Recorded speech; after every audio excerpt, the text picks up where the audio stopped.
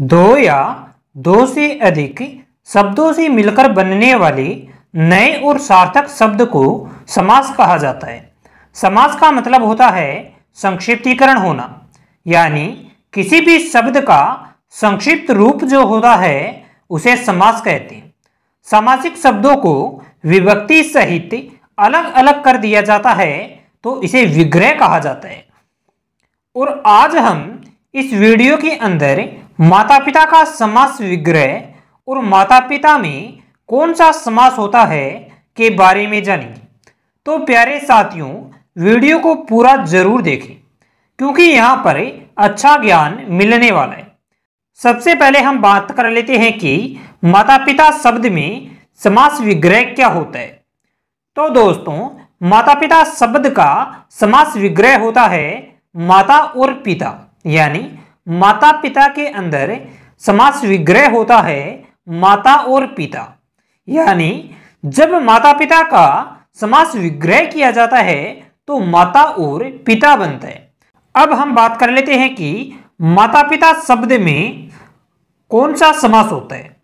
तो दोस्तों, आइए जान लेते हैं कि माता पिता में कौन सा समास होता है।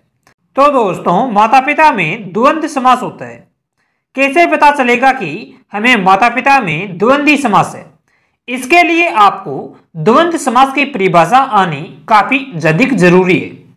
तो द्वंद्व समास किसे कहते हैं, आइए जान लेते हैं।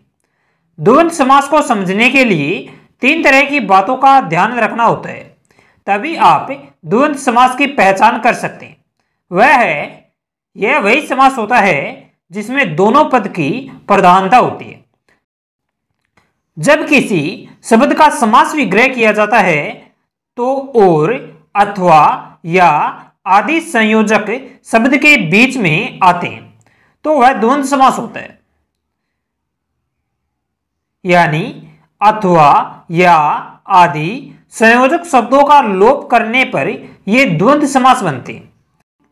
अगर एक जैसे दो शब्द दिखाई देते हैं तो समझ जाना चाहिए कि वह द्वंद्व समास है, क्योंकि इस समास में दोनों समान या एक जैसे शब्द आते हैं, जैसे माता पिता, क्रिया क्रिया, राजा रानी आदि।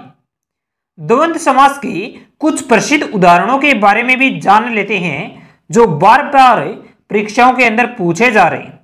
तो द्वंद्व समास के ऐसे उदाहरण हैं माता पिता, यानी माता पिता का समास विग्रह होता है माता और पिता। पाप पुण्य, पाप और पुण्य का समास विग्रह होता है पाप और पुण्य। हानि लाभ, यानी हानि लाभ का समास विग्रह होता है हानि और लाभ। आगा पीछा, यानी आगा पीछा का समास विग्रह होता है आगा पीछा आदि। जलवायु, यानी जलवायु का समास विग्रह होता है जल और वायु। गुरु शिष्य, यानी गुरु और शिष्य का समास विग्रह होता है गुरु शिष्य। फल फूल, यानी फल फूल का समास विग्रह होता है फल फूल आदि। सुरसुर, सुरासुर, यानी सुरासुर का समास विग्रह होता है सुर और असुर। जीवन मरण, यानी जीवन मरण का समास विग्रह होता है जीवन या मरण। गंगा यमुना, यानी गंगा यमुना का समास विग्रह होता है गंगा और यमुना। नर न्यारी, यानी नर और न्यारी का समास विग्रह होता है नर और न्यारी। तो दोस्तों, इस तरह से एक बार फिर से हम आपको बता देते हैं कि माता पिता में कौन सा समास होता है।